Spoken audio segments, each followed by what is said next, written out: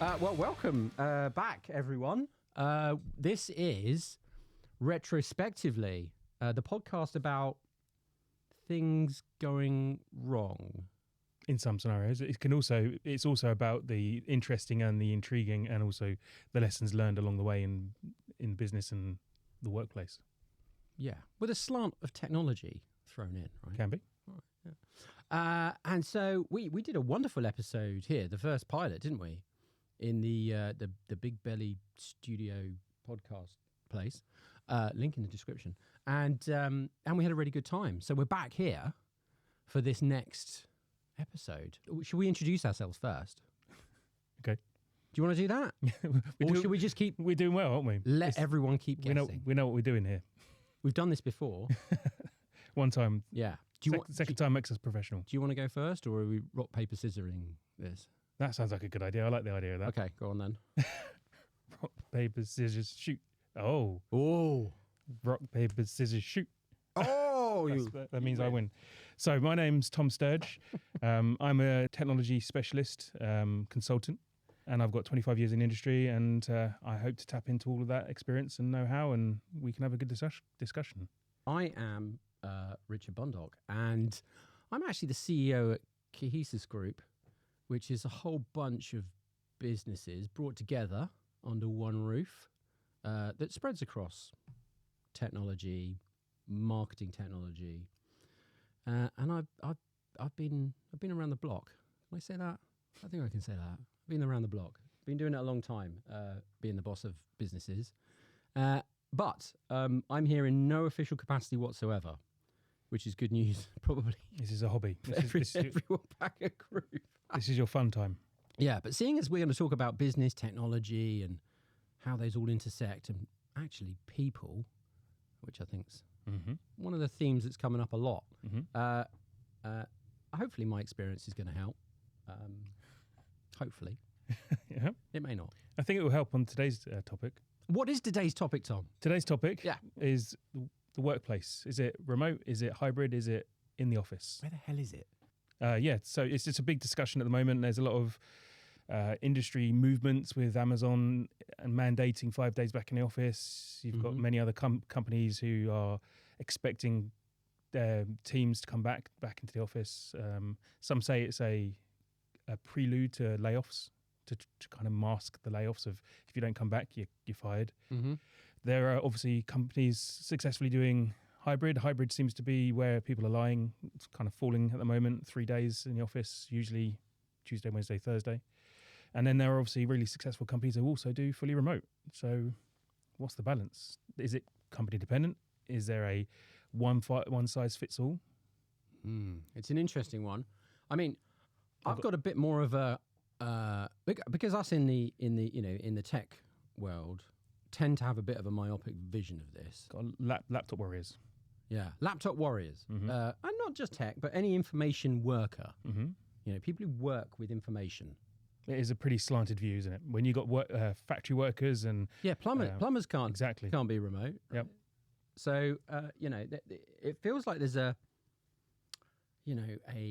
cleaving of the two sides of work. There's some people who can work remote, and then there's some people who definitely can't because their job involves them being physically somewhere. Yeah, I think it helps if we narrow the conversation down to specifically the tech industry, where...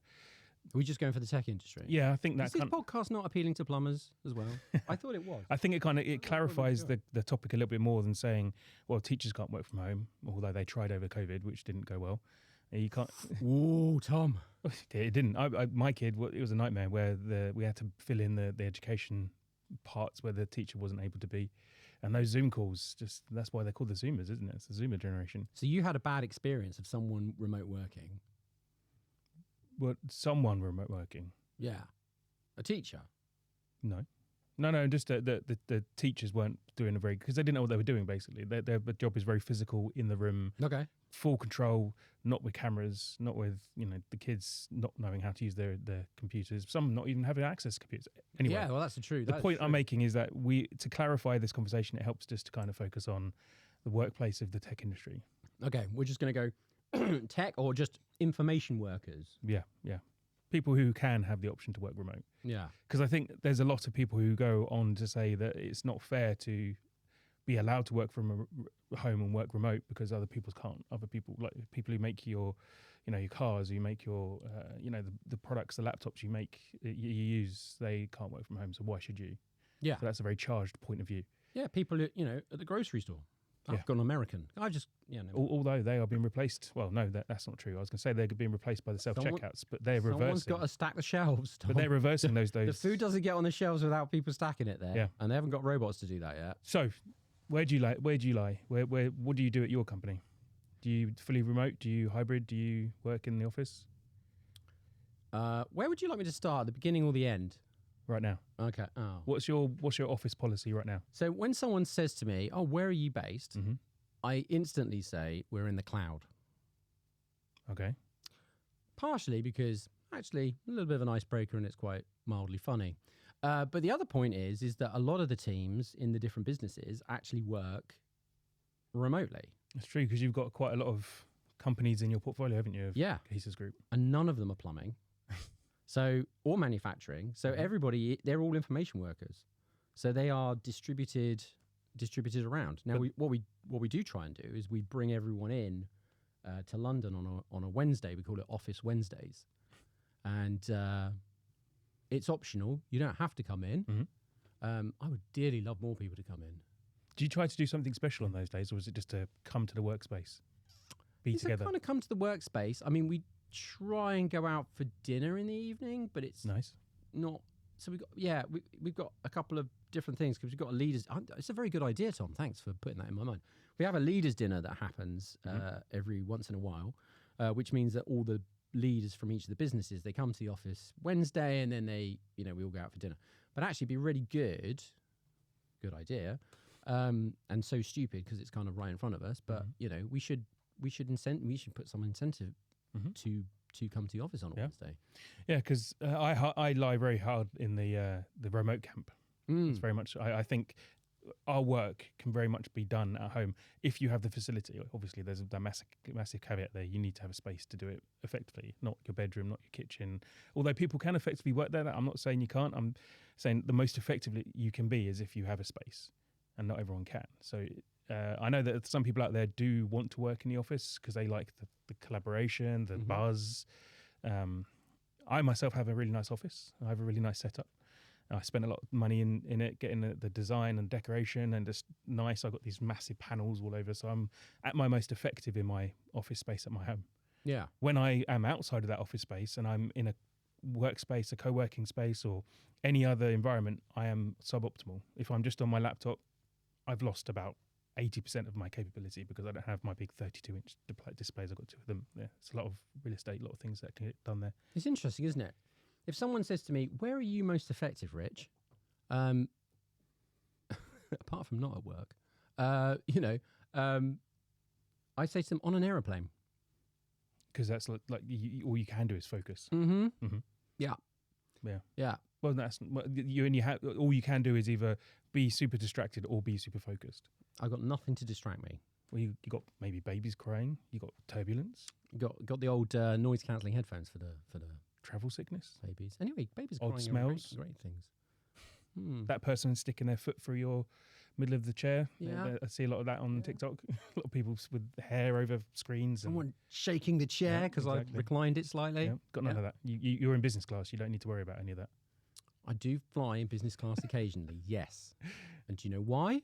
Because you want to be able to focus and do work. I need to be able to do some flipping work, yeah. So, but it is a good thing. I've always found it quite relaxing on a plane.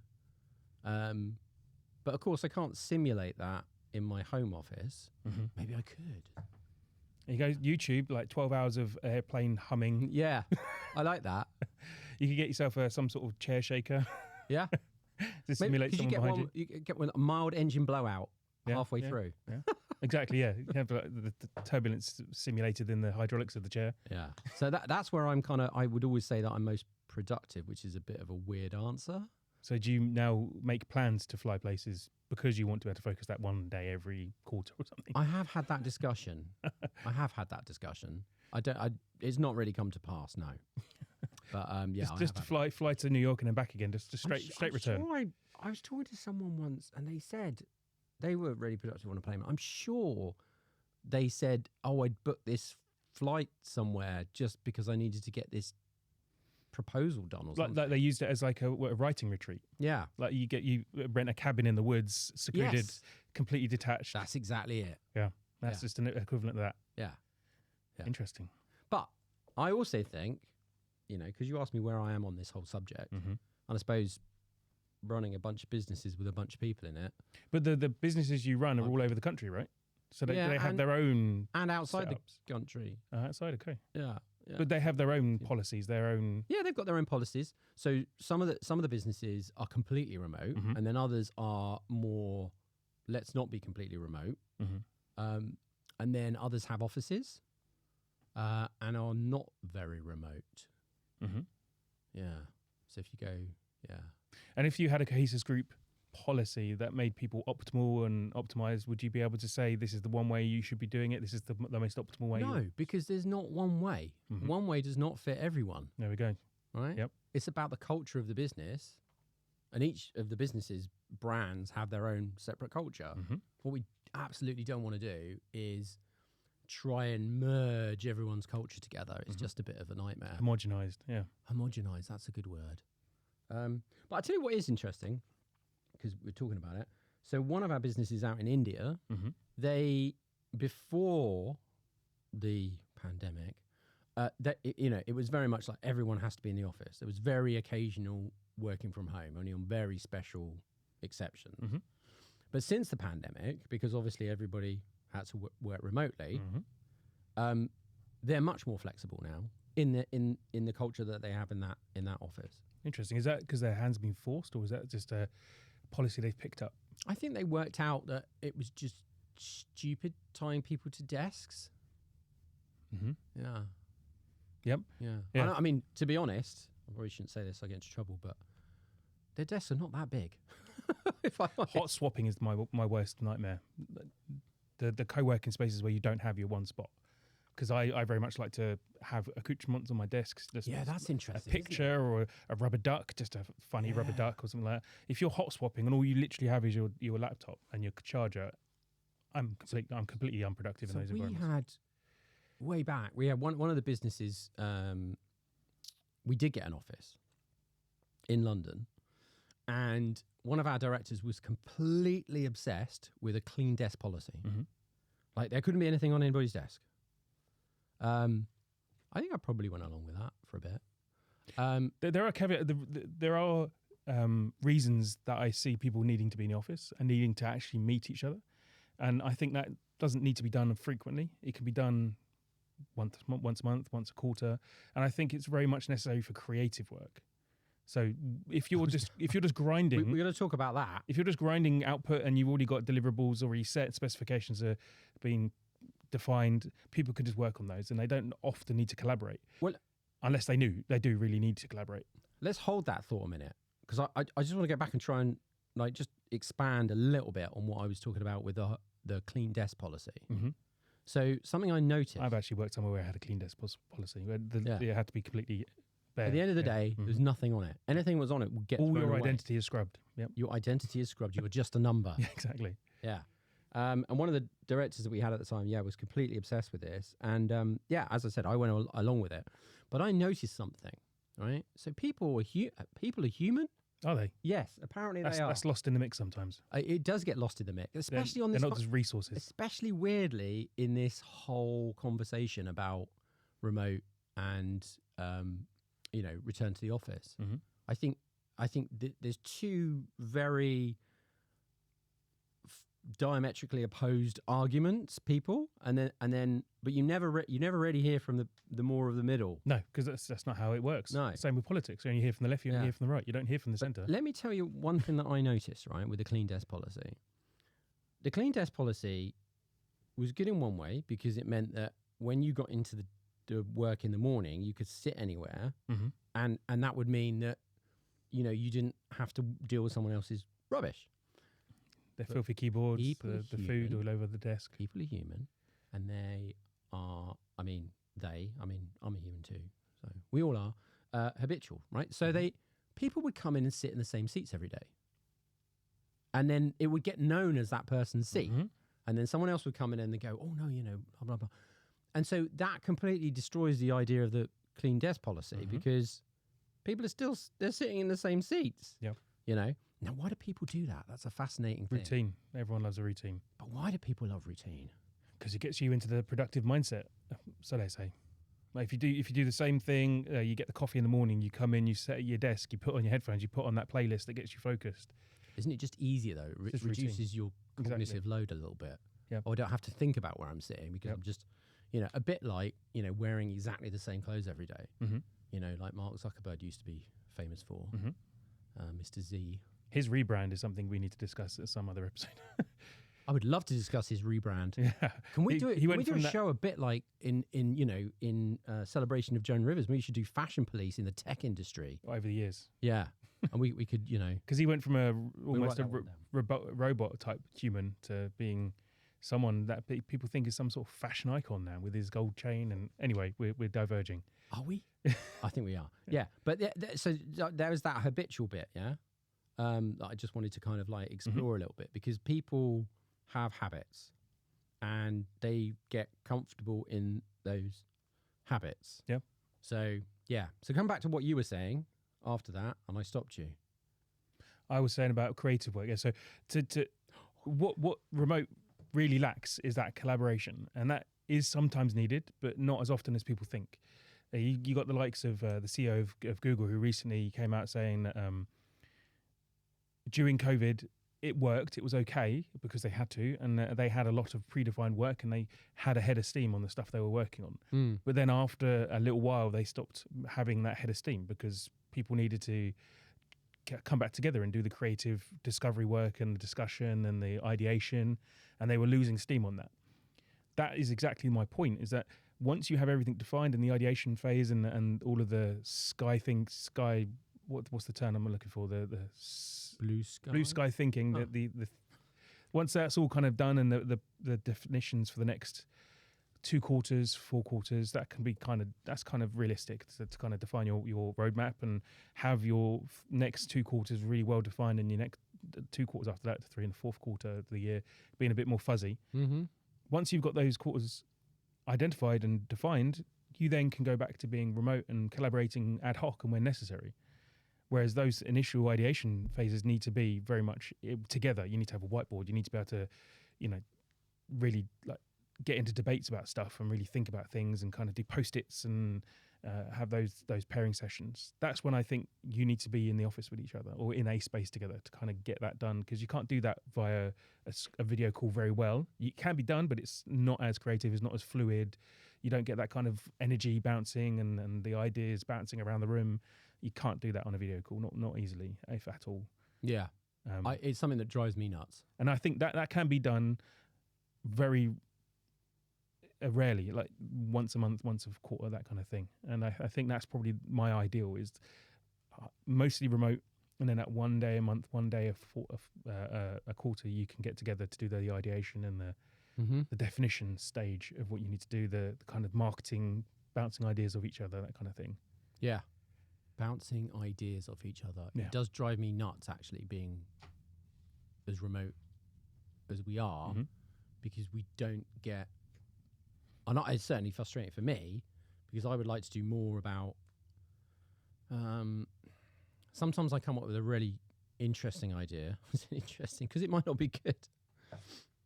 I don't really have anyone to bounce it off of, unless I interrupt someone. Because when it's remote, you feel like you're interrupting. If you... Yeah. Now, before, in the old world, you just walk in to make a tea, as I did a lot, and you bump into someone and go, oh, I was just thinking about blah, blah, blah, and you both get going, right? And you talk about something, and out of that, I think the Americans call it the water cooler moment. Those glancing moments that you can have. Yeah. And you just don't have them. And you can't, like manufacturing them with... I'm going to book a meeting with you, and that it just, I don't know, it just feels weird. Yeah. I think people don't often have a method of idea capturing, which I think is kind of crucial when you work remote. Like one of those dream catchers. I mean more like a notepad. Oh, okay. Like, I have little composition notebooks, which are tiny, weeny things that sit in pockets and bags and all over the place. Yeah. And that all I use that for is to write down a one-liner of an idea that just popped into my head. And for me, the reason I do that is that if you don't write down that one weird idea that popped into your head, then you don't give that idea an ability to grow to become something, and you miss the opportunity. Whereas if you don't write it down and you just go, oh, I might remember that, or it's a silly idea, you don't give it the chance, which means it could have been a silly idea or it could have been something amazing. Yeah. Well, this is me. I got to write down an idea here because we're going to have to talk about this in a bit. See, so that's happening now. And writing things down. I know people use notepads at work when they're doing notes for meetings and all that kind of thing, but it's not the same thing of recording ideas. Even the snapshot of an idea or a piece of an idea or something like that. I think remote working you need to capture that ideation yourself and foster that yourself to then grow it to an idea to then share. And I agree with you with the idea of the glancing interactions that you have in an office space, those water cooler moments or those canteen line moments, even though I've never worked in a place big enough to have a canteen where you can bump shoulders with people while you're getting your lunch. That's one thing I heard. Do you mind if I sit with you? Well, yeah, it's more about, I heard a story about a coworker who, they'd obviously all gone back to the office and they were in the canteen getting their lunch, and one of the co-workers or one of the employees said to another one, I've been meaning to talk to you for a couple of months about this silly idea I had. And they would never have done that in a video call. They would have never have organised a meeting to talk about this one silly idea, but in that glancing moment, they were able to offload that idea to them. And that's the kind of creative spark that you do lack in a remote, entirely remote environment. Yeah. But you can foster that if you have these. Yes, I think so. In like monthly meetings or anything like that, especially if you can bring it with a sense of like heartiness and kind of fun and engaged, not just coming in and okay, we're having a day-long meeting, now give me your ideas, we're talking about this. If you can break it up into events in the day and have fun workshop moments, just thinking, bring the fun. I'm just thinking that sometimes it's been good to bounce it off of someone before I went and wrote it down, if you get what I mean.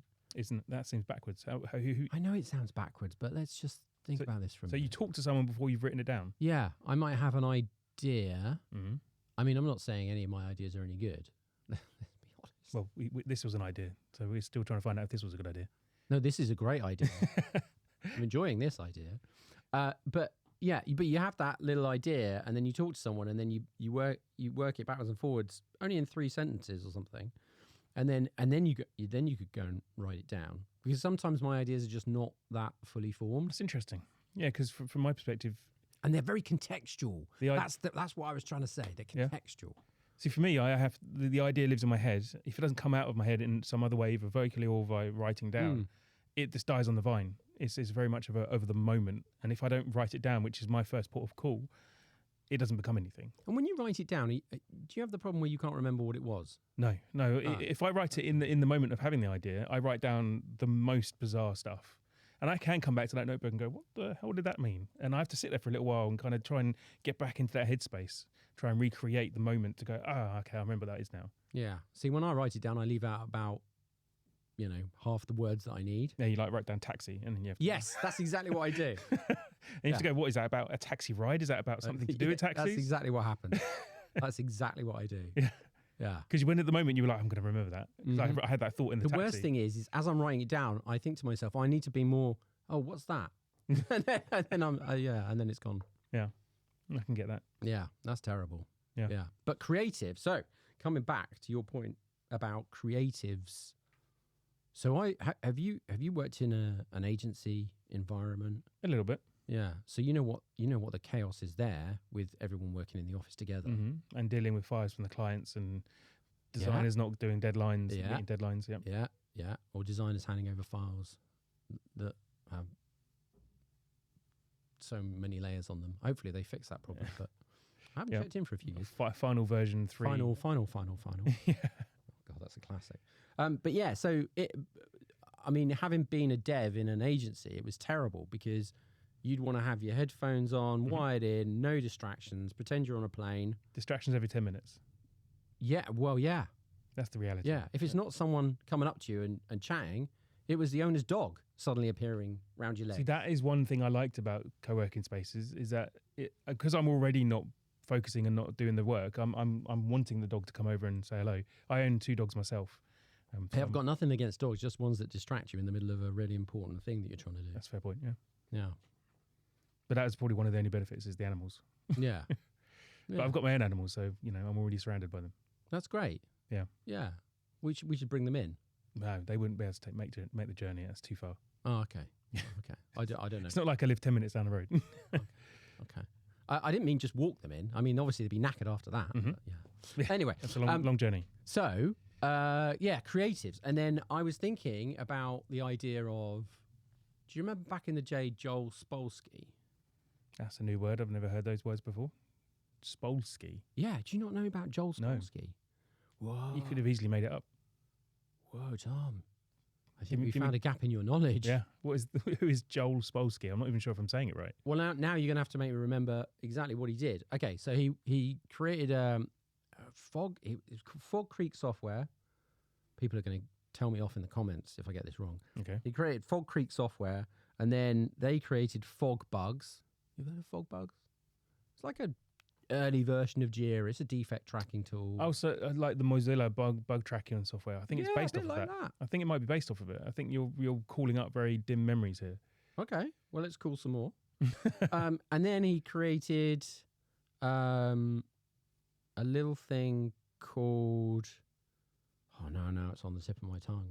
It's not going to be very useful, is it? And everyone's screaming now. Rich, you know what it is? I think all of that, the Unix bug tracking software is used in those kind of really weird and hard to understand bug tracking documents. Mm-hmm. I think it's all based off of that software. Yeah.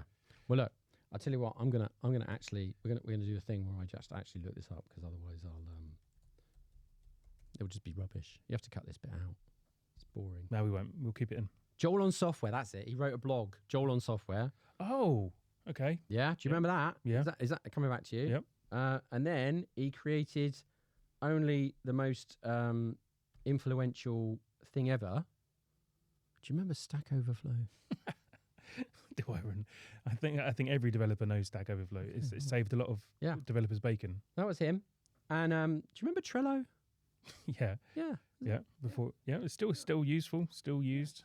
It's part of Atlassian now. Anyway, the point I was trying to make, Joel Spolsky. I was talking about that. He did this really good video. It's a film actually on YouTube. Okay. About them building Fog Bugs. No, they built a different tool, but he did like a whole documentary. It's quite old, but it's worth watching if you like old geeky documentaries about coding. Speaking of that, I recently got a book about hatching Twitter. Oh yeah. Yeah, recently got a book about that. I haven't read it yet, obviously, but speaking of the origin of software, that's quite a linchpin piece of software on the internet. Yeah, I almost went to the very first software archaeology conference. Archaeology, as in looking at the past. Yeah. Oh, that feels too soon. But anyway, I feel like archaeology shouldn't be part of my lifetime. That feels really weird. Software archaeology. Maybe we could get someone to come in and talk about that. Yeah. Anyway, so where was I going? So Joel Spolsky has this documentary about them building another bit of software that I can't remember what it was. Don't shout at me in the comments. And then they basically have all cubicles. The hubris that you think someone's going to comment on this video, that's quite interesting. I'm a believer. Manifest destiny. All the devs have cubicles. They each have a cubicle, and that's how he runs the business. The grey box. And you come out the cubicles into the creative space, and then when you go back in the cubicle, it's very soundproofed. Like they purposely built it in a soundproof way. Just you in the cubicle delivering code. What? Deep thinking. Deep work mode. Which I don't think is a concept anymore. I think there are very few engineers who even know what deep thinking is. They are so distracted, constantly in meetings. Are you saying that we've probably come across a problem that could increase the productivity of the UK? Yeah. And I think that's the most... So the problem for me is that deep working is impossible in co-working spaces and in office spaces. Yeah. And when you're in remote, you can block out those time blocks where you can, in your scheduler, in your calendar, you can say, I'm deep working. Yeah, we should get back to this whole idea of remote versus the office. But do you think everyone you see what I tried to bring in? I tried to. Do you see that? Do you think that everyone finds it easy to work remotely? No, I don't think everyone does. But I think it's something that can be taught as much as anything. Like there are attitudes, there are routines, there are processes that can be instilled into people. But as I said, it all depends on if you have the environment in your house or environment that you can go to. Mm-hmm. Yeah, but it's not perfect for everyone. But for me, I think it really works. Yeah. So what do people do? I mean, how do they navigate this whole kind of remote versus going back into the office thing? Mm-hmm. So I think, I mean, from my mind, it's a balance, isn't it? Right. So on one hand, you work for someone and you have your own needs and your own context, and then for the other side, the business has its own needs and context of what it needs to get done. Yeah. And you have to try and find a balance between these two things. So the problem I see when it comes to the business in this scenario is that when a business is mandating fully in the office, on-site work, 5 days a week, that lacks a capability of the leadership to think creatively. They are thinking along the lines of presence in the office. That equals productivity, as opposed to tracking metrics that actually is based on deliveries and outcomes. And so for me, the old adage or the old draconian thought of that if they're in the office, they're being productive is long, long gone. Do you think that's why they're asking about it, though? Yeah. And it's also, as people have alluded to in a lot in forums and discussions about this, that a lot of these mandates are based on precursors to laying people off. Because the internet and these companies, these massive companies, Amazon, Google, all those big companies are the biggest they will ever be. And we're now going through a transition in the internet where these companies are no longer going to grow. They are looking at themselves and thinking, okay, we are at the biggest we can be. We now need to start getting leaner. And that's why you're seeing over the last couple of years, these massive companies laying off hundreds of thousands of engineers, because they are realizing that they need to bring things back to more agile, leaner delivery processes. And now I think there's a lot of that smokescreen is the on-site mandates. That's my personal point of view. Okay. I'm sure a lot of people will probably argue against that, but it's always good to have a bit of discourse. So you think that's the driver? That's the sole driver of people coming back to the office? Because if their leadership was more creative and able to work through working remotely, and it's not impossible to make companies operate in fully remote, because there are many companies who operate fully remote and are fully successful. And the reason why these companies, these big companies specifically, as we are seeming to talk about, they mandate in office is because they don't have creative leadership. They are basically oil tankers of the tech industry, and they can't reevaluate how to adjust to what does productivity look like remotely. And they just see it as they're wasting our time. The whole issue with they go into the laundrette, they're go doing grocery shopping, they're getting their nails done on company time, they're stealing from us, they're stealing our time, they're stealing our money. I don't agree with that mentality. You're allowing them to have that kind of mental break, and you can't work 9 to 5 every day of the week.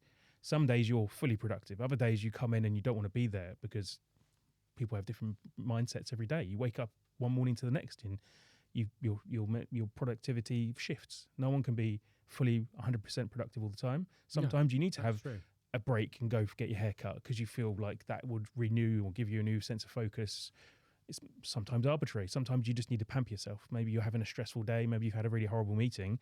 I now need to go get my nails done or have a massage. I do feel, and this is interesting that I'm going to say this, is that in the remote world, I do feel that meetings, because you're not all in the same office together, I do feel that meetings become a bit of a crutch and turn into almost the same thing as being in the office, right?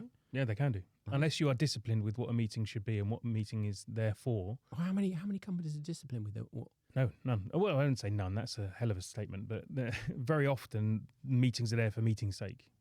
Yeah. You could go down to the standard ceremonies of are daily stand-ups necessary? If you're just having the same discussion over and over again, I'm doing this, I haven't changed, I haven't progressed much and haven't finished it, I'm doing this again and got no blockers, okay, next person doing this, same as yesterday, no blockers, okay, next person, and ends up being pointless. Whereas what you should probably do, and this is me very much on the fly right now, is have a text stand up in Slack. If you use Slack, you could use Teams. And then if there are any things that need to be discussed, that triggers a stand up meeting. Mm-hmm. So instead of by default, it's a fallback. If there are things that need to be discussed that need to be unblocked, it should be an unblocking session. Yeah. Okay. So for me, going back to your question, are all these meetings necessary? Absolutely not. Most can be messages, most can be emails. And to prevent the context switching and the lost time between beginnings of meetings and end of meetings, and then the lost time trying to get back into the focus of working on it, you end that 1 hour meeting or that 30-minute meeting ends up being an hour and a half worth of wasted time. Why do we have meetings? Because that's the only way we know how. When it comes but what are we trying to achieve with a meeting? Control. Okay. Okay. Nothing else? No, it's just I'm going full conspiracy. It's not about information symmetry? No, not at all. Because that could be done asynchronously. It doesn't need to be done in a video call. Mostly, I would say. Mm-hmm. I'd say there are other bits of meetings. I'm saying it inflammatorily, but I mean. Are you? But I do. There are. It's the curtains. They're red. Yeah, they're getting me angry. No, yeah. My point is that a lot of these meetings that you say that are potentially not necessary can be done in messages. There are some that need to happen. Absolutely. Would you subscribe to the position from what's his name? Ben Horowitz. Isn't he one of the characters from Big Bang Theory? No. I feel we're going down the Joel Spolsky route again. You'll probably end up jogging a memory. So Ben Horowitz is one of the founders of A16Z, which is the venture capital firm. Okay. Before that, he was the CEO at LoudCloud. Okay. And before that, he worked at Netscape with Mark Andreessen. Okay. Ringing any bells? I think you're operating in a sphere of the internet that I don't often, venture into. Yeah, exactly. You're talking about investors and. Well, he wrote a really good book called The Hard Thing About the Hard Things, and part of his that's in one of those specialist categories of the bookstore, isn't it? Do you know what? Right next to the Kama Sutra. That never actually crossed my mind, but now you mention it, it could be mistaken and put in a specialist category. Yes, but no, it's about business. Okay. About the idea that in business, the hard thing is often the right thing. So eat the frog kind of mentality. Yeah, the frog kind of mentality, but with less animal rights issues. Yeah. Yeah. And less grotesque imagery. Yeah. Well, anyway, we're getting off the subject again. So in there, he talks about what is process is the answer to too many meetings, because meetings should be about exchanging information. Mm-hmm. But if you've got better processes in place, then they exchange the information for you, and therefore you don't need so many meetings. Yeah, exactly. Oh, 100%. I'm exhausted getting that out. Yeah. You agree with that? So you do subscribe to that position? Yeah. Meetings are only necessary if you don't have other things in place to already have that facilitated. Yeah. So what are we going to do? Work remote. In all situations? No, not in all situations. As I said, to be creative, you need to be in the same room with people. I do think that, yeah. Yeah. Because but every day, it doesn't need to be as meeting filled, and you must have these organic mandated water cooler moments. So let me talk to you a little bit about another thing that has crossed my mind a number of times. I might be right or wrong, and I'd love to know your opinion about this. It's about remote again. Mm-hmm. There's that saying that if you can work from anywhere, then anyone can work. What's the right saying? Anyone can do the job. Anyone anywhere could do the job. In my kind of crazy mind, occasionally it drifts off. Would you believe that? I can't believe it. And I think about these things, and you get to the point of, well, plumbers will get paid a lot more money than people who deal with information, because actually everybody all over the world's connected to him. From anyone anywhere can do the job because everyone's remote. Are you saying we should all be replaced by robots and we can use them as surrogates and do everything remotely? No, I'm not talking about the robots. I'm not talking about AI. Interesting paper actually this week, but we'll I was thinking more of Bruce Willis movie Surrogates, where they all live through robots. Oh, okay. Sorry, I didn't get that. Didn't get that. Probably before I was born. No, the movie. No, it's not. But what I'm trying to say is, isn't the idea of location part of the economic balance? Because people get paid more in London than they do Manchester. Is that what you're kind of getting to? I'm starting to People get to from that. India and Help me Poland out, get Tom. paid I'm less. struggling to kind of articulate what I'm thinking, but that's essentially the seed of it. If you are being paid to be a digital nomad, which is no longer, I think, as big a deal as it used to be. I think there's a lot of so if waning all interest. the barriers are coming down, then why would we pay you or I when we could pay someone from a different part of the world that gets paid a lot less because of where they live? Yeah, as long as they're as competent. I think there's something to be said about being part of the culture in the hubs, the hub tech spaces. That people who live in Silicon Valley or in the area, where those companies, they have a very specific skill set, very specific mentality and a mindset. People who live in San Francisco, again, completely different. People who live in near or around London, again, different. Yeah. If you took an engineer or a leader, tech leader from someone who lives in London, has worked in London all their career, and then pluck someone from Middlesbrough who has been similarly in the industry but lived and worked in Middlesbrough, different experiences, completely different individuals, different skill sets, different experiences, and I think that's where you get your money, is that not where they are but where they're from and what they've experienced. But do you think that the economic pressures will stop that or not reduce that? I think there'll always be hubs, there'll always be tech meccas where people come and so what you're saying the cultures are always very specific in those locations. You believe everyone should be working from home in the tech. You're not going to be highlighting some inconsistency in my theory. No, I'm just exploring it because I don't technically live in London. I live in Kent. Yeah. And yet I have the experience of working in London. You can commute to London. Yeah, but I don't often. Yeah, but if you wanted to have a creative meeting in London, you could get there, couldn't you? I've worked in companies that have spanned the entire globe, international freelancing companies and companies that have been based in Poland but owned by companies in Abu Dhabi and have people who work from India, from Australia and all over the world. Yeah, which is each of those individuals have distinctive capabilities and distinctive experiences. And that's based on the context of where they are living or where they had their industry experience. Exactly, yeah. Right. So, but just coming back to the remote thing, because that's the kind of the in my head kind of in a very simplified equation is that if you can hire anybody anywhere because they're remote, so you don't have to hire in London. No, yeah. I get where you're getting with this. Like when we come international, we're remote. We are then international. Because from a business point of view, certainly, and I've heard lots of other companies say this, not just us, but if you can have the role as remote, then suddenly it opens up a much larger set of candidates for you, right?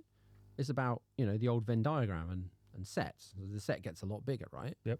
So then suddenly you're into this kind of weird world where economics starts to take effect, or should be over time, which would mean that because you've got a much larger candidate base, salaries don't have to be as high. No, but the company's still going to make a distribution curve in the set in the set, and because it's bigger than anyway. You know what? So I don't agree with having salary bands based on location of the individual. It should be based on the deliveries and the impact and the business value that the person can bring, and that often can be a certain amount. We can go even deeper, and there's a gender bias, there's all kinds of different biases that can fluctuate that, and they shouldn't, but also location shouldn't come into factor either. You're looking at the impact that the individual's having, not the location they're coming from. Well, I do agree with you at a very high level there. I mean, obviously there's some intricacies, but I think it depends on the business as well, right? So this is the other thing that I find on LinkedIn. We should just talk about people shouting about stuff on LinkedIn. But on LinkedIn, there's a sort of a whole thing of like, the salary shouldn't be set on basically where someone lives or anything, right? Which is, I kind of agree with this. At the end of the day, if the business is paying someone to do something, an exchange of value, then the business can only afford what it can afford. And if the business isn't in Silicon Valley, then it can't afford as much. Do you get what I mean? So yeah, absolutely. I see. But the point of what I'm trying to get to is a company doesn't need to be in Silicon Valley to be making Silicon Valley money. They can be anywhere in the world. Yes. Much like 37 Signals. They're in some random place in, I think, Canada. Totally. They're a really tiny company. They are purposely small, and they haven't expanded. But they are massive on the internet, or they have previously with the Basecamp and all that kind of stuff. And they are fully remote, 100% remote, but they are a small team. But all the people have a very clear salary band. And the same with Buffer. Yeah, I know, and I've seen the salary bands at Buffer. Joel Gascoigne, he has everything fully open, and I love the candidness of his company, and it's very much something I would strive for if I had my own company like him. All salaries are open. Everyone is a very specific salary, and the company's revenue and income outcome. It's all being clearly out in the open, and everyone can see how it's going and the growth, and that for me is where we need to get to. Things need to be less clandestine and hush hush, and things should be a little bit more advertised, and people should be on clear salary brackets, and everyone is on the same amount, and there isn't any prejudice, there isn't any issues with where you're from, who you are. Everyone gets paid the same amount based on what you bring to the table. Yeah, but obviously that is very much, I'm going again fully what's the word I'm looking for, where it's all perfect, utopian. Everything's utopian. Yes, definitely. I think I'm a little bit too optimistic and a little bit too because the problem is obviously businesses have different characteristics. Yeah. So different types of businesses. So and not all leaders are upfront and honest and can be candid, because if they were, I think a lot of things would be found out about people. That's true. So, because what I'm thinking of, I mean, obviously in the kind of more agency world, and I'm just going back a few years. So when there was the big the big squeeze on, there was nobody was in the market. You couldn't hire a developer, you couldn't hire an engineer for toffee, right? Do you remember that a few years ago, just after the... Was that when the investments were going crazy and money was flying around and there was too much demand to supply? Yeah. One of our businesses lost their whole Drupal team almost overnight because they all got paid like 2 or 3 times more, which is great for those individuals. But for the business that's left behind that can't compete with that because the business isn't, like, it doesn't do that type of work for wherever they went to, then that makes it really hard. So how would you bring all of that together, you're thinking? I'm not assuming I have all the answers. I have a very specific thought process, and there are Buffer's a good example. I like Buffer. Buffer's a great example. Yeah. And I'm not saying that everything I'm saying is suitable for everyone. It's very much my mentality. And if I started up my own company, that's very much the mentality I'd go with, fully candid. Everyone has, it's all delivery driven and everyone's remote. And we come together maybe once a month, once a quarter to do not so much team building, but kind of business building activities with the employees being fully in the same location. Yeah.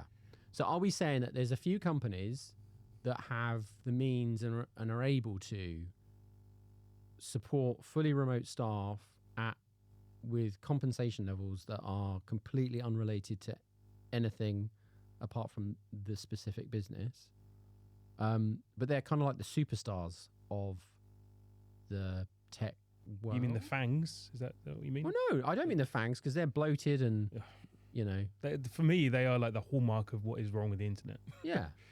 But people want to work with them because they've got this big brand. Yeah.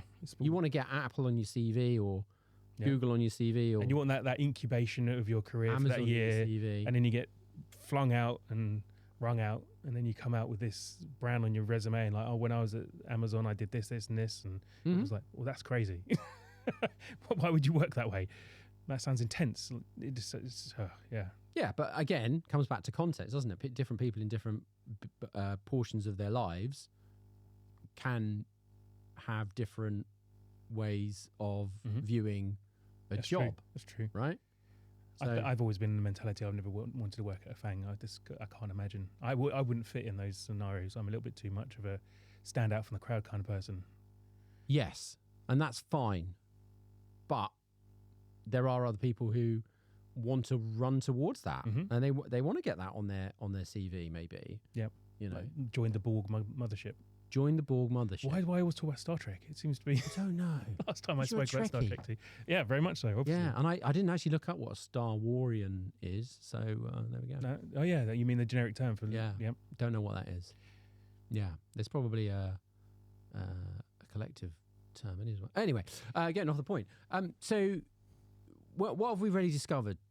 I think I know what we've discovered, and there's a question I think everyone in the audience is shouting right now that I think we need to cover. I can hear them, Tom. Yeah? I can hear them shout it now. Tell me what the question is then. What's next? No. No. The question is, what can Animal Crossing teach us about remote working? And I think Is that the question on everyone's lips? I can hear them. I can hear them shouting it. It's an important. Yeah, see, you can hear it. Okay. The first thing that Animal Crossing teaches us about remote working Yes. is that you need your daily announcements. You need your day to start with fully informed understanding of what happened the previous day, Okay. and that's where Isabel, our friend Isabel from Animal Crossing, Yeah. gives us those announcements every time you come onto an Animal Crossing game. I know you know this very well. I know you play it every day. You've got all the Literally. No, don't lie. Obsessed. I know you. Yeah, absolutely. And she, every time you come on, she tells you about the latest announcements and the latest things that happen on the island. And that is similar to when you come online every day on your work. And as a remote worker, you need to have that little check-in with your PM, with your co-workers. And that doesn't have to be, as we said before, a video call. It can be a text message, a text stand-up. It can be a message from a PM saying, Yeah. we've delivered this. We've got released. Just a little update. We've got a release today. We've done really well. Bugs here, bugs there, client this, client that. And that's where Isabel comes in. She is your point of call, your start to the day, and she lets you know if there's any events going on, anything going on. She's very kind. Yep. But then sometimes, and we've touched on this, she can come up and say to you, there's no major announcements today. And that's where we come to the point where we were talking about daily stand-ups aren't always necessary, aren't always needed to be a video call every day. Right. They can just be no more. Nothing needs to be spoken about. Carry on with the day. There's no blockers. There's no issues. Get going. That's They did that on a plane. They don't do that. yeah. Only So when you that's take the it off and the land. Isabel part of your day. Yes. And I think people need to, from this point on, if you're fans of the podcast, they need to put that in their calendar. This is my Isabel part of the day. Okay. That's perfect. We're channeling Isabel. Isabel. Isabel is your start to your day. The next guy, who's this? You know who this is? No. You know his name No, I because don't. he's right in front of you. What's his name? Tom. It is. It's Tom Nook, of course. Of course it's Tom Nook. Yeah. Sorry. Stupid me. And Tom Nook is your PM. He's your project manager. He's your stakeholder. He's your CTO, whoever Little you talk pen in to. the pocket there. Yeah, because he is the wrangler of the island. He tells you what you need to do, what's next. Mm-hmm. He talks about your deliverables, and that's how he talks. He talks ho about those deliverables. Yes, that's how he talks. He basically tells you what you need to do. Does your tent need building? Does a new building need to be made? Is there a new thing happening? He tells you what you need to do with the deliverables, the way you can achieve. Yeah. But he's also pushy. So when you go back to him, when you haven't finished a task, he says to you, "Oh, it's fine. Whenever you're ready, it's fine. But it's going to be soon, right? You said your estimate was 2 days. Well, it's now taking you a week." It's a bit passive aggressive. Mm-hmm. And PMs, I think we all know, and stakeholders are often like, "Oh, you know, what's that task? And what about that bug? And what about that issue? And what about this? What about that?" Yeah. So Tom Nook is your PM, and he teaches you what you need to do next. The Nookster. But also tries to drill you on, make you progress. Okay. So who's next? Eddie, the eagle. It's close. Oh, It's an owl. yeah. Yeah. Oliver the owl. That's that's Blathers' daughter.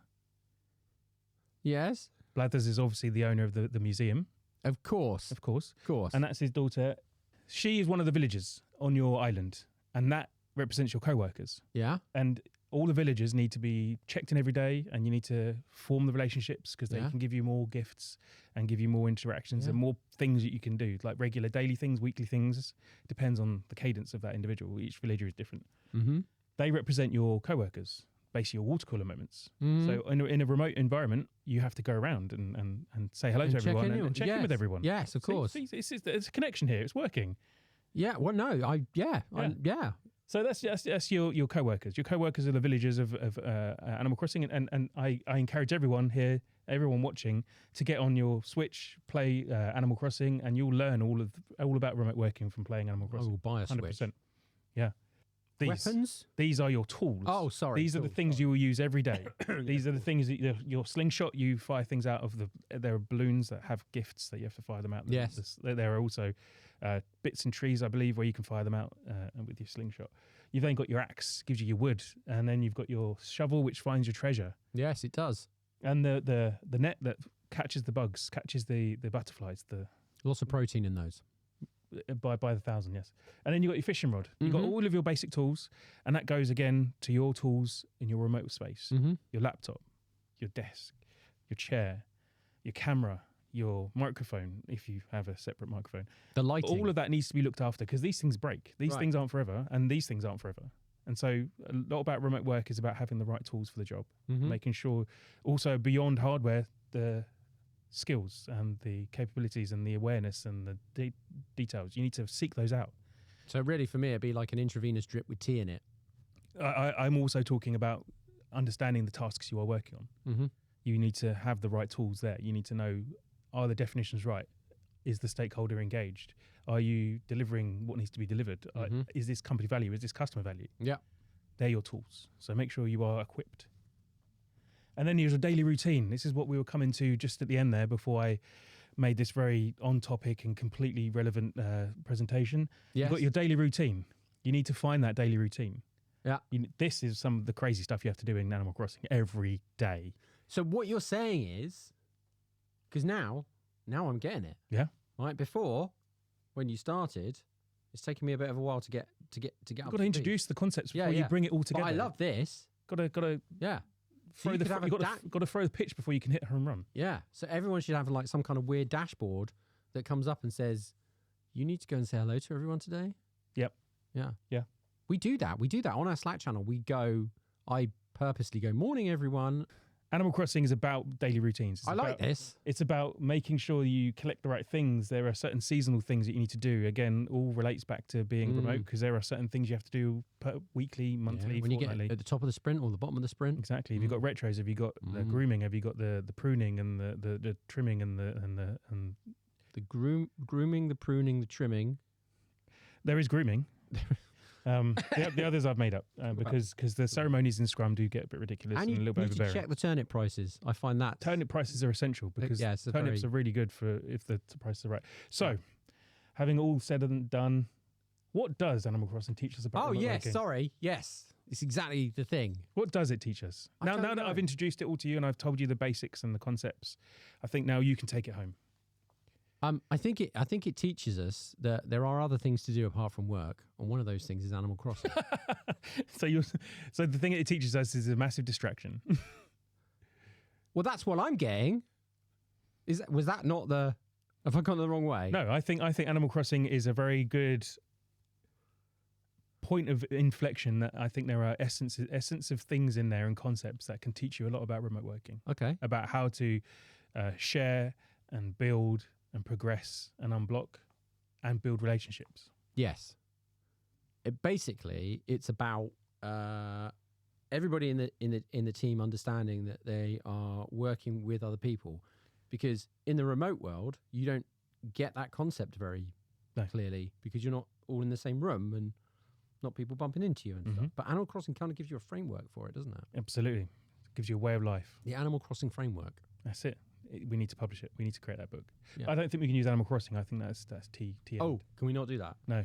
I'm wondering if Nintendo's going to come after me for this because they've been suing a lot of people recently. So I'm a bit risky. Publicity for the podcast. Exactly, yeah. That's all I can say. If we can get that court case, we're going to be laughing.